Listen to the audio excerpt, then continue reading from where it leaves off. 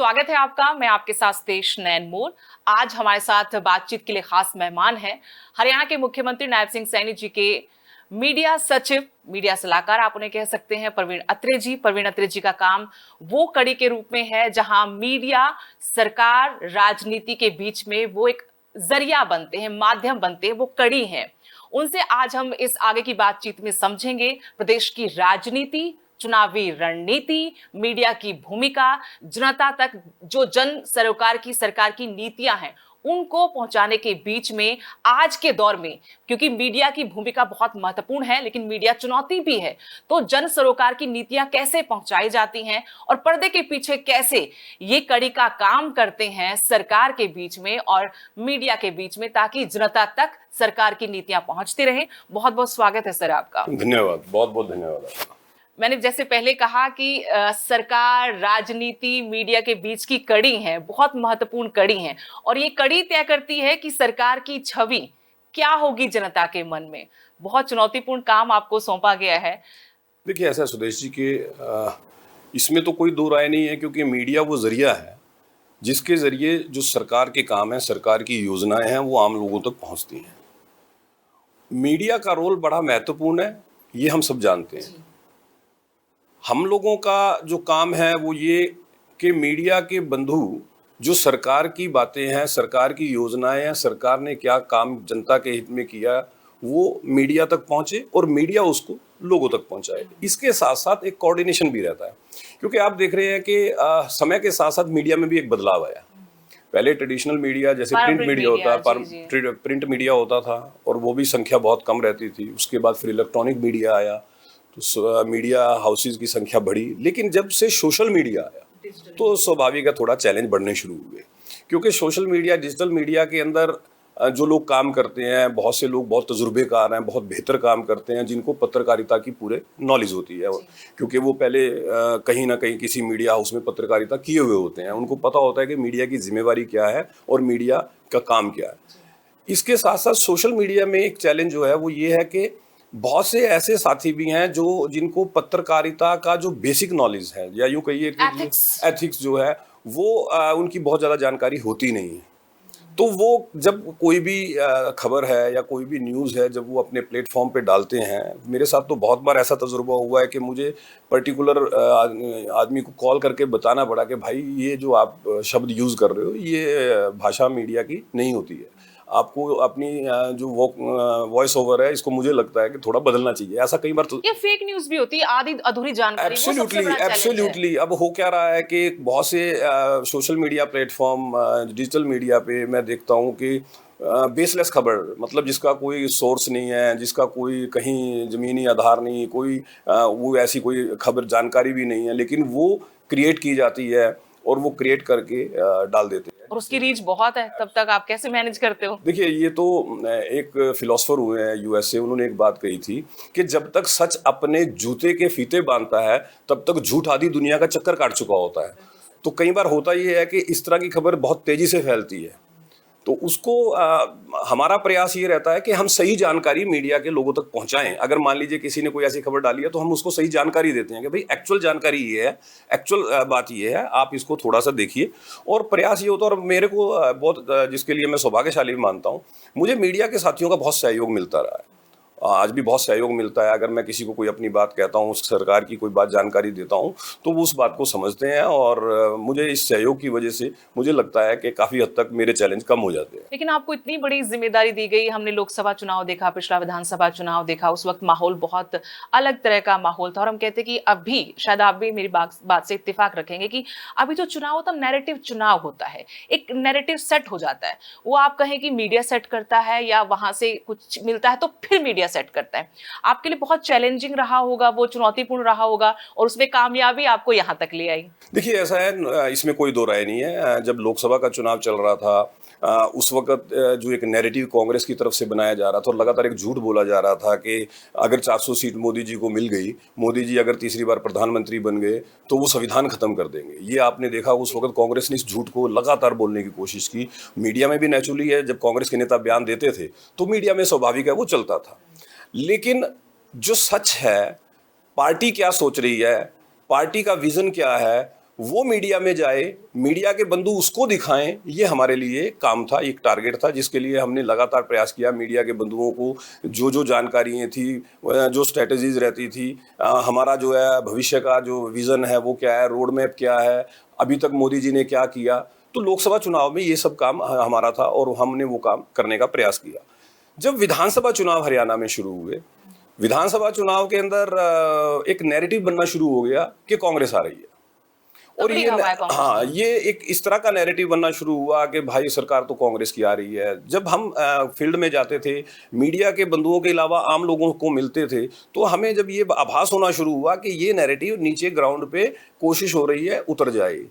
देखिए, मैं एक बात जरूर कहूंगा कि 100% ग्राउंड पे नहीं उतरा, प्रयास पूरा था, क्योंकि कांग्रेस ये प्रयास कर रही थी, कांग्रेस के लोगों के द्वारा, मीडिया के बंधुओं के जरिए ये प्रयास हो रहा था कि ये नैरेटिव जमीन पे उतरे। तब हमारे लिए जरूरी था कि हम और हमारी पार्टी के जो नेता हैं, उनके जो स्पीचेस होती, उनके जो भाषण होते थे, जो वो मंचों से बोलते थे, वो सही ढंग से आम जन के बीच में जाए और इस नैरेटिव को, जो ये एक झूठ का नैरेटिव कांग्रेस की तरफ से बनाने का प्रयास हो रहा है, इसको काउंटर करना। एक आपको छोटा सा किस्सा बता देता हूँ। तब विधानसभा चुनाव में माननीय मुख्यमंत्री जी के साथ मेरी ड्यूटी रहती थी, क्योंकि मेरे को लगातार जो है मीडिया देखना होता था, और माननीय मुख्यमंत्री जी सार्वजनिक मंचों से क्या बोल रहे हैं, मीडिया में इंटरव्यू दे रहे हैं, ये सब चीज़ें मैं देख रहा था उस वक्त। मुझे ये सौभाग्य मिला था उस वक्त करने का। मैंने माननीय मुख्यमंत्री जी से, हम ट्रैवल कर रहे थे, तो मैंने ये सवाल पूछ लिया, मैं कहा जी कितनी सीट आपको लगता है अपन जीतेंगे? बोले 60। तो मैं बोला जी, जो ये लगातार कांग्रेस की तरफ से एक नैरेटिव बनाने का प्रयास हो रहा है और जिसको मीडिया में भी दिखाया जा रहा है, तो माननीय मुख्यमंत्री जी बोले तू देखना ये सब झूठ है।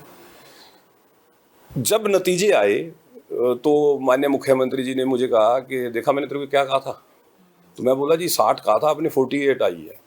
बोला चलो थोड़ा बहुत हो जाता है, कुछ एरियाज में हो गया, अदरवाइज मेरी कैलकुलेशन ये थी कि 60 सीट आएंगी। लेकिन 48 सीट आई, भारतीय जनता पार्टी को बहुमत मिला, भारतीय जनता पार्टी की सरकार बनी।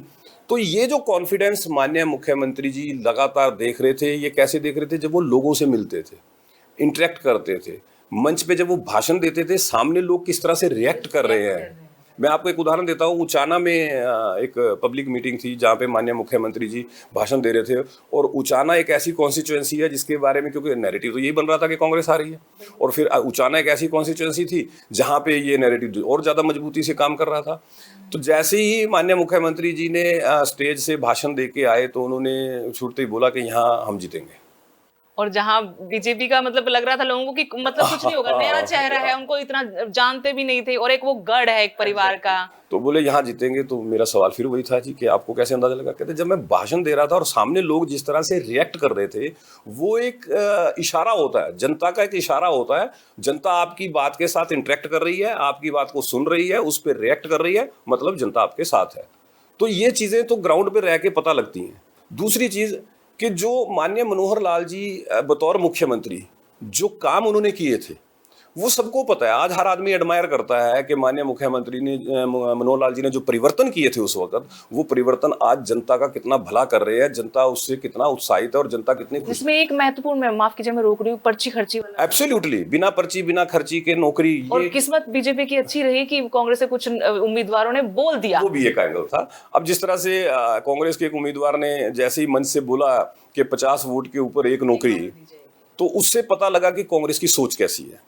अब हमारा काम ये होता है कि इस बात को जनता के बीच में पहुंचाना, लोगों के बीच में पहुंचाना कि देखिए कांग्रेसी क्या कर रहे हैं, ये अपनी सोच को किस तरह से दिखा रहे हैं। अगर इनको कहीं गलती से आपने सत्ता दे दी तो ये क्या हाल करेंगे। तो जनता को वो बात समझ में आती है कि हाँ भाई, 2014 से पहले भी ये लोग यही करते थे, और अगर ये तो सरेआम मंच से बोल रहे हैं, और अगर इनको सत्ता मिल गई तो ये फिर वही हाल करेंगे।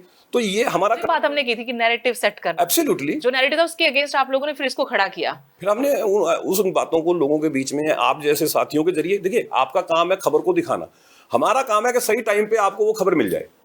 अब मान लीजिए उदाहरण के तौर पे, अगर घरोंडा के अंदर कोई नेता स्टेज पे ये भाषण दे रहा है कि 50 वोट के बदले एक नौकरी, सुदेश नैन जी तो उस वक्त चंडीगढ़ ऑफिस में बैठी हैं, तो मेरा काम ये है कि तुरंत सुदेश नैन जी को ये खबर दूं कि देखिए वो क्या बोल रहा है। तो सुदेश नैन जी उसी वक्त अपने जो उनके सोर्सेज है उनको एक्टिवेट करेंगी, उसकी वीडियो मंगवाएंगी, उसका सारा डिटेल मंगवाएंगी, और फिर वो कहेंगे ये तो बहुत बड़ी खबर है, चलाओ इसको। यही काम हमारा है। अब मैं आपसे पूछ रही हूँ नैरेटिव की जो बात थी, आपने कहा कि मुख्यमंत्री तो पूरे आश्वस्त थे कि नहीं नहीं हम जीत रहे हैं 60 सीटें, लेकिन आपको लगा कि जो माहौल बना उसमें एक ये भी बड़ा कारण था कि मनोहर लाल जी को हटा दिया गया, एकदम से नए चेहरे को ले आए नायब सिंह सैनी को, इससे भी हवा मिली? देखिए, दो चीजें हैं। माननीय मनोहर लाल जी ने जो काम किए हुए थे हमें पता था। मैंने एक आम भाषा में मैं एक बार, क्योंकि जब माननीय मनोहर लाल जी से चुनाव के दौरान मेरी मुलाकात हुई तो उन्होंने मेरे से जब सवाल किया तो मैंने कहा जी देखो, हमारे पास जनता को बताने के लिए बहुत कुछ है। साधारण भाषा में कहें तो हमारी दुकान में माल बहुत है। कांग्रेस के पास क्या है? हमारे पास हर वो चीज़ थी, जैसे बिना पर्ची बिना खर्ची आपने नौकरी देनी शुरू की, किसानों के लिए आपने देश में सबसे ज़्यादा मुआवजे की शुरुआत देना शुरू किया, भावांतर भरपाई योजना के तहत आपने किसान की जो फसल है अगर दाम कम मिल रहा है तो उसकी भरपाई आपने करनी शुरू की, ज़्यादा फसलों पे MSP देना आपने शुरू। तो हमारे पास कहने को और दिखाने को बहुत कुछ था। हमने जनता को दिखाया, और वो दिखाया आप साथियों के जरिए कि देखिए हमारी सरकार ने जो काम किए हैं वो ये काम है। आप जनता ने काम के ऊपर वोट देना है, जनता काम के लिए वोट देती है। तो माननीय मनोहर लाल जी के जो काम थे। दूसरा, नायब जी देखिए बहुत मेहनत करते हैं, जनता के बीच में जाके इंटरेक्ट करना, लोगों के बीच में रहना, लोगों की बात सुनना और सहज सुलभ जनता के लिए अवेलेबल होना। कोई कभी भी मिल सकता है, कोई कभी भी बात कर सकता है, कोई कहीं भी उनको रोके तो वो रुक के उसकी बात सुनते हैं। तो कुछ चीजें आपस में जुड़ जाती हैं।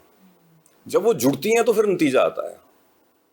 ये अच्छा पॉइंट आपने उठा, लेकिन आपने दोनों मुख्यमंत्रियों के साथ काम किया है प्रवीण अत्रे जी, दोनों की क्या खास बातें आपको लगी कि इन मनोहर लाल जी की ये खास बात है और नायब सिंह सैनी जी की ये खास बात है जो शायद अमूमन लोगों को बाहर ज्यादा ना भी पता या पता भी हो? देखिए, दोनों में एक विशेषता है और जिसको मैं बहुत एडमायर करता हूँ, जनता के हित में क्या किया जा सकता है लगातार ये सोचना। क्योंकि मैंने माननीय मनोहर लाल जी के साथ भी काम किया, मैं देखता था कि उनका केवल एक ही विचार, एक ही सोच, एक ही विजन कि और बेहतर क्या किया जा सकता है। नायब जी के साथ भी यही देखता हूँ, और बेहतर क्या किया जा सकता है। मनोहर लाल जी को मान लीजिए किसी ने कोई सुझाव दिया, कोई विचार उनके सामने रखा और उनको लगा कि ये जनता के हित में बहुत बेहतर है, तो उन्होंने तुरंत उसको स्वीकार किया। यही नायब जी में है। आप जब मिलते हैं, कभी आप भी देखिएगा, अगर आप उनको कोई सुझाव, कोई विचार देंगे मीडिया से संबंधित और उनको लगेगा कि ये अच्छी बात है, तो वो तुरंत स्वीकार करेंगे उसको। तो 24 घंटे आप जनता के बारे में सोचते हैं, जनता के हित के बारे में सोचते हैं और बेहतर क्या किया जा सकता है ये सोचते हैं। ये दोनों की बहुत बड़ी विशेषता है और मुझे लगता है कि ये विशेषता शायद भारतीय जनता पार्टी के संस्कार इस तरह से हैं, हम लोगों को सिखाया इस तरह से जाता है। हमारे जो बड़े नेता हैं, जब उनसे मुलाकात होती है तो जिस तरह से वो हमें बताते हैं, तो ये एक संस्कार है और ये संस्कार पैदा किए हैं पार्टी ने, संगठन ने। क्योंकि भारतीय जनता पार्टी का स्पष्ट तौर पे मानना है कि सत्ता जो है वो सेवा का जरिया है। आपको अगर जनता ने सत्ता दी है, आपको मुख्यमंत्री बनाया है, तो ये आपका दायित्व और आपका धर्म हो जाता है कि उस जनता के बेहतर भविष्य के लिए काम करना। और ये चीज़ मैं दोनों में देखता हूँ। दूसरी चीज़ जो बहुत मुझे लगता है, जैसे नायब जी हैं, मेहनत, इंटरेक्ट विद द पीपल, लोगों से मिलना, लोगों के लिए हमेशा अवेलेबल रहना। सुबह 6 बजे शुरू हो जाते हैं, रात को 12 बजे तक कॉन्टिन्यूस काम करना। और सबसे इंपॉर्टेंट चीज़ जो मैं उनको बोल भी चुका हूँ, सुबह 6 बजे आप उनके चेहरे को देखोगे, जो रौनक सुबह 6 बजे मिलेगी ना, वही आपको रात को 12 बजे मिलेगी। आमतौर पे आप और मैं अगर 2 दिन भी लगातार इतनी मेहनत कर लें तो शाम तक हमारे चेहरे पे थकावट दिखनी शुरू हो जाती है। या धुंधलाहट, वो धुंधलाहट भी कभी नहीं देखी हमने तो उनके व्यवहार। धुंधलाहट नहीं मिलेगी, उनका व्यवहार हमेशा सौम्य, सुबह भी सौम्य है तो 12 बजे भी सौम्य है। तो उनका जो ये एक बहुत बड़ी ताकत है उनकी। क्योंकि जब जनता को ये महसूस होना शुरू हुआ कि मेरा मुख्यमंत्री, मैं इसको कभी भी अपनी बात कह सकता हूँ, कहीं पे भी अपनी बात कह सकता हूँ और ये मेरी बात सुनेगा, ये जो जनता का विश्वास है, ये मुझे लगता है कि उनकी एक बहुत बड़ी ताकत है। और लोग जो है उनको अपना मुख्यमंत्री मानते हैं, लोग उनको अपने में से एक आदमी मानते हैं। मुझे ऐसा कई बार लोगों से मिलकर बात करके महसूस होता है कि लोगों को लगता है कि ये हम में से एक है और ये हमारे बारे में बात करता है, हमारी चिंता करता है। और नायब जी की तो एक बहुत बड़ी जो मुझे लगता है कि जब आप कोई भी जानकारी आपके पास आती है और आपको लगता है कि ये माननीय मुख्यमंत्री जी को बताने वाली जानकारी है, उनकी जानकारी में ये विषय होना चाहिए, तो आप उनको कहीं भी बता सकते हैं। मतलब ये नहीं है कि आपको उनको ऑफिस में ही बताना है या आप उनको किसी पर्टिकुलर, जब वो आप उनको कहीं भी बता सकते हैं और वो उसको सुनते हैं और वो जो भी जानकारी आप उनको दे देते हैं। आपको अभी तक मनोहर लाल जी के बाद, नायब सिंह सैनी जी के 2 बार मुख्यमंत्री के बाद अभी तक के कार्यकाल में क्या उनकी सबसे बड़ी उपलब्धि लगती है? उनके व्यवहार को छोड़कर, वो तो हम जानते हैं कि व्यवहार पे तो उनको 10 आउट ऑफ 10 हर कोई दे देगा, विपक्षी भी कह दे भाई। उपलब्धियां ही उपलब्धियां सुदेश जी। देखिए, एक ऐसा नेता जो युवाओं को ये प्रॉमिस कर दे कि भाई मैं शपथ बाद में लूंगा, आपको नियुक्ति पत्र पहले दूंगा। आपको ध्यान होगा जब ये नैरेटिव बन रहा था, युवा आए माननीय मुख्यमंत्री जी के पास, उन्होंने अपनी उस बात को साबित किया, मतलब जो कहा वो करके दिखाया, और लगभग 24,000 युवाओं को नियुक्ति पत्र दिए उन्होंने। सबसे बड़ी बात, माननीय मनोहर लाल जी के टाइम में 14 फसलों पे हरियाणा सरकार एमएसपी दे रही थी। हालांकि केंद्र केवल 2 फसलों पे देता, हम सब जानते हैं, धान और गेहूं पे। तो माननीय मनोहर लाल जी ने 14 फसलों पे एमएसपी शुरू की हरियाणा के किसान को, तो नायब जी ने वो 14 की बजाय उसको 24 फसलों पे, मतलब एक किसान के खेत में जो बोया जाएगा उसको सरकार खरीदेगी, इस तरह का निर्णय उन्होंने करके दिखाया। ये बहुत बड़ा काम था, बहुत बड़ी उपलब्धि। विपक्षी कहते हैं कि 24 फसलें तो होती भी नहीं है। आप बार बार सुनते होंगे, हम तो रोज सुनते ही हैं। हरियाणा का किसान जो केंद्र जो एमएसपी डिसाइड करता है, सीएसीपी जब एमएसपी निश्चित करती है, उसके अंदर जो फसलें डिफाइंड की हुई है, हमारे अपोजिशन के मित्र क्या करते हैं, उनको लेके कहते हैं जी ये तो फसलें होती नहीं है। सरकार क्या कहती है कि हमने 24 फसलों पे एमएसपी का आपसे वायदा किया है, आप अपने खेत में जो बोएंगे हम खरीदेंगे, आप उगाओ हम खरीदेंगे उसको। सिंपल। क्योंकि डाइवर्सिफिकेशन बहुत बड़ा विषय है। आपको एक्चुअली अपोजिशन जो है ना, क्योंकि जब अपोजिशन के पास कोई मुद्दा नहीं होता, उनको लगता है कि उनके पास कहने को कुछ नहीं है, तो वो झूठ की राजनीति करने का प्रयास करते हैं। आज स्थिति ये है कि पानी की कमी की वजह से ग्राउंड वाटर बहुत नीचे जा रहा है, पानी की कमी होती जा रही है, उसके लिए डाइवर्सिफिकेशन बहुत जरूरी है। जो ट्रेडिशनल क्रॉप्स, धान हो गया जिसमें बहुत पानी खर्च होता है, सरकार ने बाकायदा योजनाएं चलाई। माननीय मनोहर लाल जी ने शुरू किया था कि अगर किसान डाइवर्सिफिकेशन की तरफ जाएगा, धान की खेती नहीं करेगा, तो 7,000 रुपये प्रति एकड़ सरकार देगी किसान को इंसेंटिव के रूप में। नायब जी ने उसको 8,000 रुपये कर दिया कि हम 8,000 रुपये इंसेंटिव के रूप में किसान को देंगे। जब ये डाइवर्सिफिकेशन की बात आती है तो किसान फिर दूसरी फसल की तरफ जाता है। अब वो दूसरी फसल में उसके पास चॉइस है कि क्लाइमेट कंडीशन के हिसाब से, जो भी खेती के नियम कायदे हैं उनके हिसाब से वो कौन सी क्रॉप को लगाना चाहता है। तो सरकार कहती है कि आप लगाइए, हम खरीदेंगे। तो यही नायब जी ने कहा है कि 24 फसलों पे एमएसपी, सीएसीपी ने जिन फसलों की एमएसपी डिक्लेयर की है, हम उन सब पे आपको एमएसपी देंगे, हरियाणा सरकार देगी, आप लगाइए, हम खरीदेंगे। ये सरकार ने कहा है, और जो किसान लगाता है सरकार खरीदती है। और हमारी कोशिश ये है कि जिस तरह से पानी की समस्या बढ़ती जा रही है, तो डाइवर्सिफिकेशन की तरफ किसान बढ़े, और किसान बहुत बड़ी संख्या में कर भी रहे हैं। 1 लाख से ज़्यादा एकड़ के अंदर किसान ने धान छोड़ के मक्का लगाना शुरू किया, डाइवर्सिफिकेशन की तरफ दूसरी फसलें लगानी शुरू की। जो भारतीय जनता पार्टी ने किसानों के लिए काम किया, उसका सबसे बड़ा उदाहरण ये है कि तीसरी बार भारतीय जनता पार्टी की सरकार हरियाणा में बनी, और मैं ये बात आज कह रहा हूँ, आगे भी सरकार भारतीय जनता पार्टी की बनेगी। ये आप मेरी बात को नोट। भारतीय जनता पार्टी की सरकार को 11 साल से ज्यादा का वक्फा लगभग हुआ है। 11 साल से ज्यादा वक्फे में 1,80,000 से ज्यादा युवाओं को तो पक्की सरकारी नौकरी भारतीय जनता पार्टी ने दी है। मैं इसके अंदर कौशल रोजगार की नौकरी की बात नहीं कर रहा हूँ, पक्की सरकारी नौकरी की।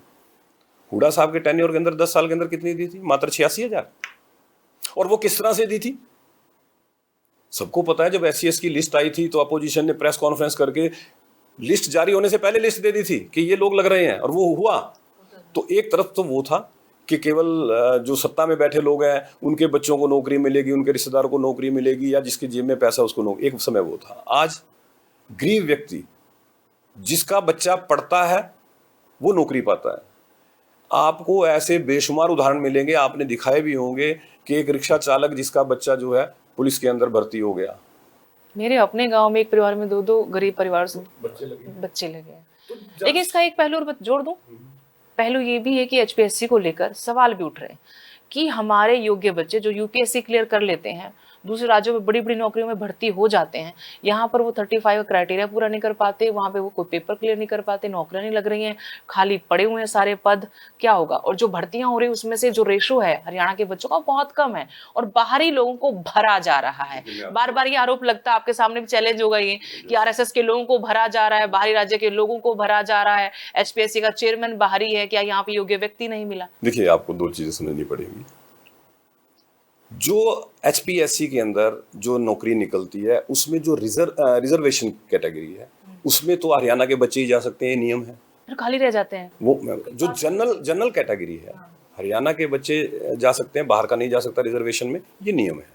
अब आ जाती है जनरल कैटेगरी। जनरल कैटेगरी के अंदर पूरे देश से कोई भी बच्चा अप्लाई कर सकता है, फॉर्म भर सकता है। ये भी, क्योंकि देखिए आप संविधान के हिसाब से चलेंगे, कॉन्स्टिट्यूशन के हिसाब से चलेंगे, कॉन्स्टिट्यूशन से बाहर नहीं जा सकते। अब उसमें एग्जाम होता है, एक कट ऑफ बना दिया 35% का, कि 35% नंबर आना जरूरी है। अगर बच्चे के 35% नंबर नहीं आ रहे हैं तो स्वाभाविक है। तो दूसरे प्रदेश के बच्चे जनरल कैटेगरी में तो यहां पे भी अप्लाई करते हैं, वो एग्जाम देते हैं। आप इस तरह से बांट नहीं सकते। काबिलियत से बच्चा लगना महत्वपूर्ण ये है। जो बच्चा काबिल है, जो पेपर को क्रैक करेगा, जो मार्क्स लेगा, वही नौकरी लगेगा, ये निश्चित होना चाहिए। कांग्रेस के राज में धड़ल्ले से ऐसा हुआ है, ये बीजेपी आरोप लगाती है। कांग्रेस के अपने लोग हैं, वो आज कांग्रेस के अंदर बैठ के भी या दूसरी पार्टी में जाके बोलते कि ऐसे पर्ची से हमारी तो नौकरियां मिलती थी। मैं यहाँ चाहती हूँ कि एक्शन क्यों नहीं होता, फिर वहां पर बीजेपी एक्शन क्यों नहीं लेती? देखिए, आपको पता है ना कि एक HCS जो लिस्ट लगी थी चौटाला साहब के टाइम में, आज भी मामला कोर्ट में है। जी। आपको जानकारी है? हुड्डा साहब के टाइम में जो PT भर्ती हुए तो कोर्ट ने रद्द कर दी थी। हुड्डा साहब के टाइम की 12 नौकरियां माननीय कोर्ट ने रद्द कर दी। तो हुआ ना एक्शन। लेकिन JBT वाले मामले में अगर ओम प्रकाश चौटाला जेल जा सकते हैं, ये कैप्टन अभिमन्यु ने बात उठाई थी, अगर वो जेल जा सकते हैं, फिर पर्ची पकड़ा के नौकरियां देने वाले क्यों? देखिए, सजा सरकार नहीं देती, पहले तो हमें ये समझना पड़ेगा। शिकायत तो हो सकती है। जब उसकी मैंने जो बताया कि 12 नौकरियां हुड्डा साहब की रद्द हुई, माननीय कोर्ट ने रद्द की। विषय कोर्ट में, हमारा काम क्या है? विषय को कोर्ट में लेके जाना, माननीय कोर्ट के सामने विषय को रखना। निर्णय माननीय कोर्ट ने करना है, वो सरकार का काम नहीं है।